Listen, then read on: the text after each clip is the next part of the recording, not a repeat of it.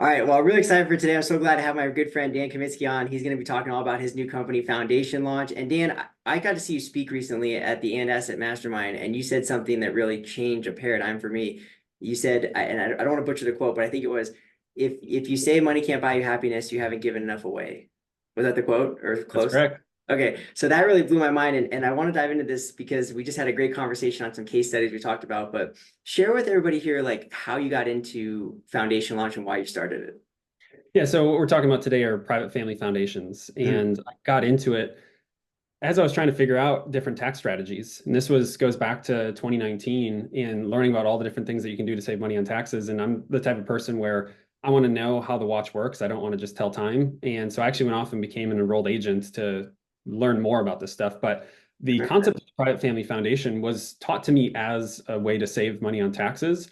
But the reason it hooked me was the impacts that can come from those tax savings. And that was something where it clicked with me of I wanted to be generous. I've always just had a generous heart, but I didn't have necessarily the tools to be able to do it at a high level. And so when I learned about the concept of the foundation, the idea was that you can contribute dollars and or assets to this entity that is tax-free. It's a registered 501(c)(3), and then you can grow those dollars and give from the income of the investments of that foundation.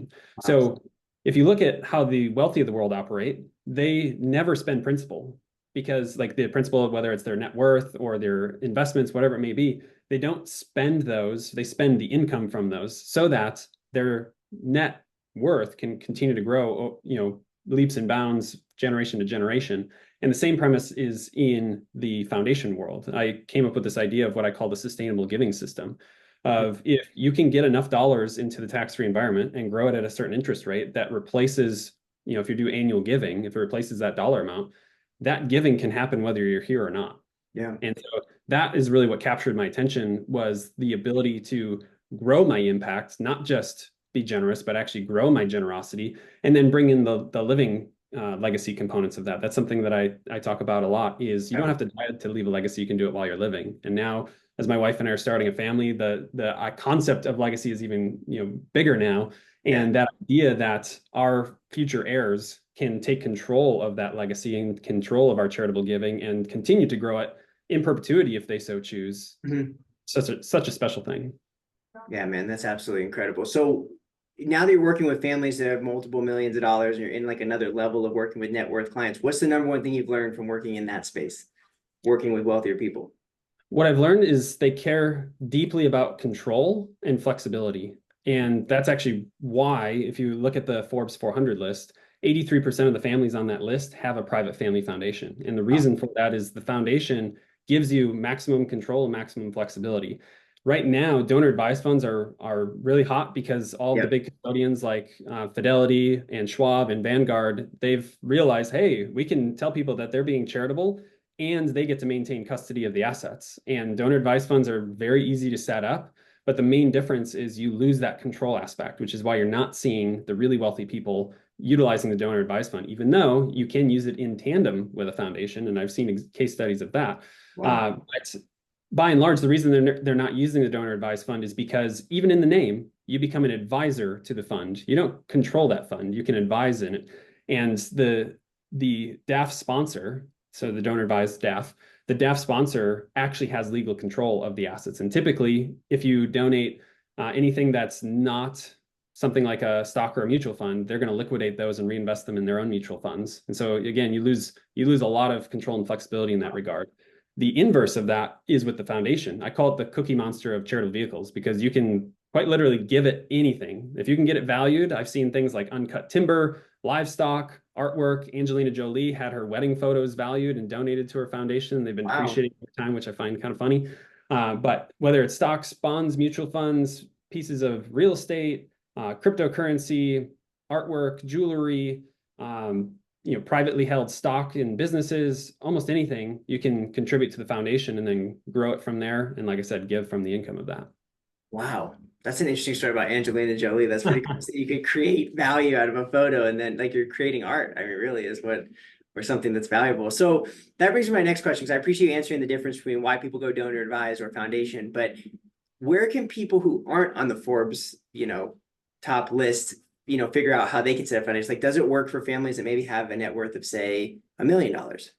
That's a great question. And that's actually, I didn't finish the story as to why I started Foundation Launch, but that was really the point. Is I was trying to figure out my own problem of like, okay, I want to set up a foundation, but it seemed like over and over and over that these are reserved for the multi-hundred millionaires, the billionaires of the world, which, to be fair, over the last century, that really was the case, because it really, you required a family office to be able to manage it, to be able to administer it, be able to make sure that all the tax laws and everything are being done, or the foundation is operating properly. Mhm. But now that we're into 2024 and beyond, leveraging technology and all the resources at our disposal, I basically, went through the process to set up my own, and then reverse engineered the process to offer it to people that aren't multi-hundred millionaires or billionaires. And people are typically surprised to hear that the majority of foundations have less than $1 million of assets. And we're talking about, again, the private family foundation. A lot of people know of public charities like the Red Cross, the United Way, and whatnot, but we're talking about the private foundation. Most people know of like the Bill and Melinda Gates Foundation, the Rockefeller Foundation, those types. Yeah. And there's 1.5 million public charities in the country. There's only about 100,000 private family foundation. And of those 100,000, like I said, about 67% have assets of less than $1 million. So it is available to people that have far less means than what you would typically expect. And again, that concept is to either give on an annual basis, or upon a sale of an asset, or when you pass, being able to start that foundation and then have future generations control it. That's absolutely incredible. So does that mean that families can effectively donate assets to it that have appreciated in potential deferred gains and eliminate those gains? Is that a possibility? Yeah, that's correct. So if we boil down the foundation to its most basic elements, is we're creating a 501c3. I like to call it your personal charity. Mhm. And your role is to give dollars to it. You'll get a tax deduction for doing so, just like you would to any other charity. Okay. Grow those dollars, i.e. invest those dollars, Mhm. and then eventually give those dollars out. And so in a lot of cases, one of the biggest questions is, well, how much money do I need to get started? And that really depends on somebody's situation, their mindset, the longevity of how much, if they want to give on an annual basis, if they're going to have a liquidity event. A lot of cases are, if somebody has a highly appreciated real estate property, especially like in California, say you bought it for 200 grand in the 1970s and now it's worth 2 million. Well, Yeah. you're going to have a big capital gains hit. So you could transfer that piece of property into the foundation, sell it. The foundation gets the $2 million because it's in a tax-free environment, and you avoid the capital gains tax. That's just one example. But by and large, the most tax efficient asset to contribute to a foundation are highly appreciated securities. And what I mean by that is, if somebody bought NVIDIA 5 years ago, Yeah. and now it's worth $1 gajillion, let's say they bought it for 10,000, and now it's worth 100,000. Mhm. If they were to sell that, they would pay capital gains tax on the 90,000. Right. So by transferring that asset over, donating it to their foundation, they get a fair market value deduction, meaning they will get a $100,000 tax deduction for doing so. Wow. Now the foundation owns $100,000 of NVIDIA. The foundation could liquidate it, and you're choosing. If so, no tax due. So and then you, of course, are avoiding that capital gains tax. I use Mark Zuckerberg as the example. In 2017, he contributed $2 billion of Facebook stock to his foundation, and he got a tax deduction for doing so and avoided a $660 million capital gains tax, which means now, what is the opportunity cost of $660 million over a long period of time in a tax-free environment? It's huge. Right. Huge. Yeah, that deduction plus that alone right there is pretty incredible. And getting to see the funds go to a great place and go to a charity instead of the IRS is pretty Well, exciting. exactly. And that's the thing, is your money can really only go 3 places. It's either going to go to your heirs, it's going to go to government in the form of taxation, or it's going to go to charity. And what we're seeing more and more now is that the up and coming generations care less about giving money to their heirs and more about the purpose-driven aspect of their life, which if the heirs are taken care of, or you don't want to give money to them, then you have 2 places, either to taxes or to charity. Well, how cool would it be if you were able to give it to a charity that you control? Yeah, that's incredible, man. I love it. So I don't know if we have time to go through all 3, but let's at least run through the case study, because you have a handout, right? A paper that we can distribute, which will be great. But take me through a couple of these if we can. Let's talk about the couple that has RMDs but doesn't necessarily want the income. That was good to me. They have they have a traditional IRA, retirement account. They got the RMDs. They're in they're 73. in this example, and they don't want the income, what would, how would they be a case study for what you do?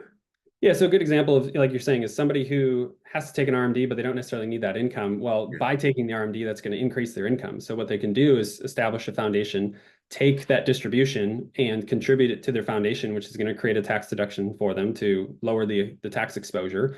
Mhm. Now, again, they have those dollars in the tax-free world, and they can be charitable with that, of course, like that's the point. But first and foremost, they should grow those dollars. And so now they can become stewards of those resources that would have again would have gone to the government. Yeah. And then utilize the family component of the foundation, where now we start talking about what are the family values, what do you want succession to look like, what do you want the future to look like, and use the foundation as a structuring or a breeding ground for that, of being able to include your other family members into that conversation, of doing an annual family retreat and having those conversations, and begin doing that on an annual basis. And now you're creating that charitable estate instead of just your personal estate. That's so powerful, man. Well, shoot me that paper for the case studies, and we'll get those to anybody that wants them. And then Dan, how do people connect with you if they want more information, they want to set up their foundation? How do they get a hold of you? Like, where's the best place to go? You can find me at foundationlaunch.com. And otherwise, I'm always available via email, which is dan@foundationlaunch.com. And I'll be coming out with some more stuff on YouTube here too, just trying to get the message out and be able to help people be more generous. That's so awesome. Well, thank you so much for coming on, man. It's always a pleasure to get to spend time with you. I always learn something, and I'm grateful for your time and what you're doing. I think it's really an incredible cause.